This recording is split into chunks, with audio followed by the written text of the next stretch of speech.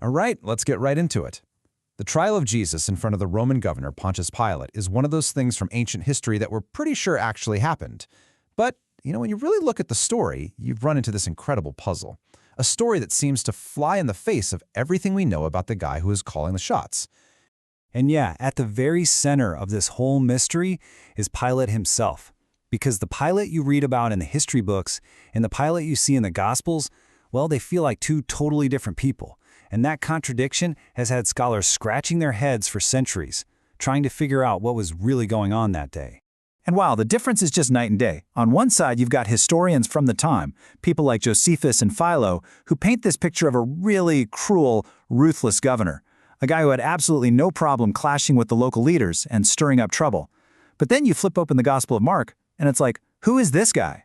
He's hesitant, he's asking all these questions, he even seems to be looking for a way out of crucifying Jesus. It just doesn't seem to line up, right? So how do we piece this together? For a long time, historians have pointed to some pretty big challenges in the gospel story, suggesting that maybe some parts aren't exactly, historical fact. Let's break down their main points. This brings us to the big question, the one that scholars have really wrestled with.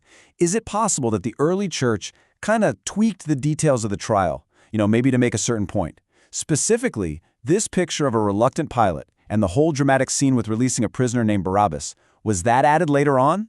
So the whole argument really boils down to two things. First, Pilate's personality. Why would this guy, who is known for his brutality, suddenly get all worried about executing one more guy? It feels out of character. And second, there's this tradition of releasing a prisoner for Passover. The thing is, historians have looked, and there's basically zero evidence for this custom anywhere else in the huge Roman Empire. That makes the whole Barabbas episode look a little fishy. But here's where the story takes a fascinating turn. What if the historical facts don't actually contradict the story? What if they're the key to unlocking it? What if Pilate's bizarre behavior wasn't because he had a change of heart, but because of something way more relatable? He was just trying to save his own skin. So you have to understand this crucial piece of context. Pilate was walking on some seriously thin ice. Historical sources tell us he'd already had several huge blow-ups with the Jewish leadership. They'd even gone over his head and complained about him directly to the Emperor Tiberius in Rome. So his job was literally on the line. The absolute last thing he needed was another riot, another big incident, another angry letter landing on his boss's desk. This completely changes the dynamic. It's like his past actions were coming back to haunt him. As the scholar Dr. Mark Jennings puts it, Pilate's own past cruelty was now forcing him to play his cards differently. It wasn't about being a good guy, it was about being a politically fragile guy who desperately wanted to survive. And that right there, that changes everything. You see, his goal in this trial wasn't justice. It was pure damage control.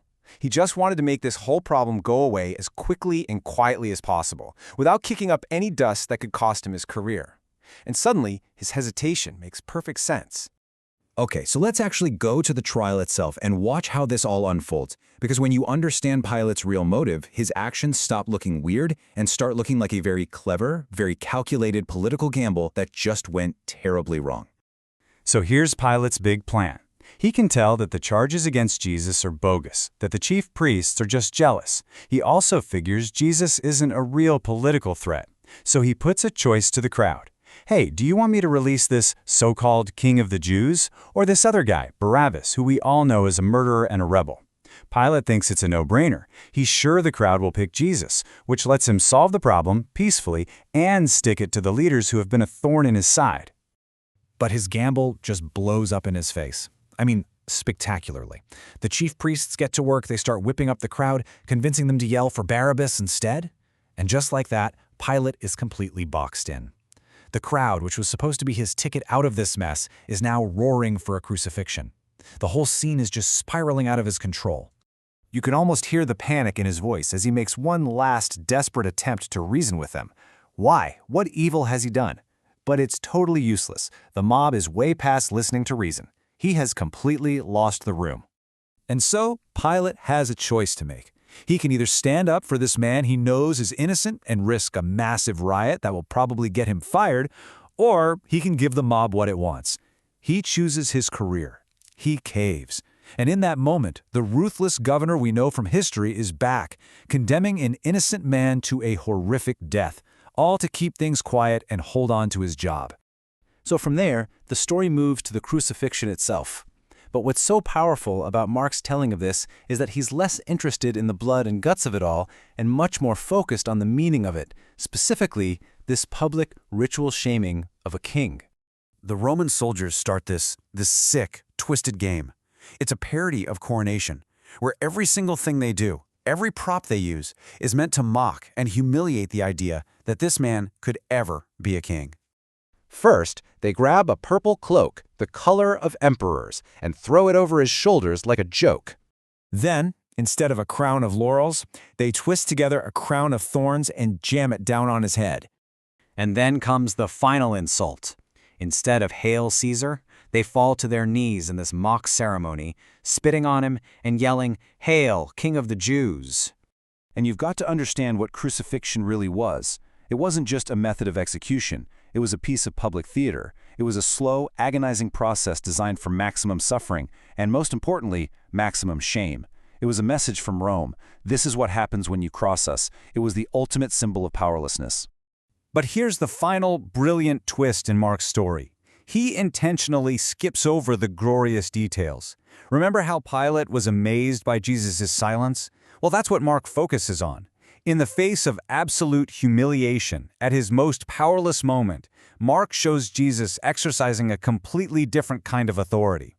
Not with armies or edicts, but with his powerful, defiant silence. So that brings us to the final thought I want to leave you with. The writer of this gospel makes a very clear, very deliberate choice. He wants us to focus on the shame, the mockery, and the silence, not just the violence of it all. And it makes you wonder, why might that very contrast of ultimate shame being met with silent authority be the most powerful and important part of this whole story?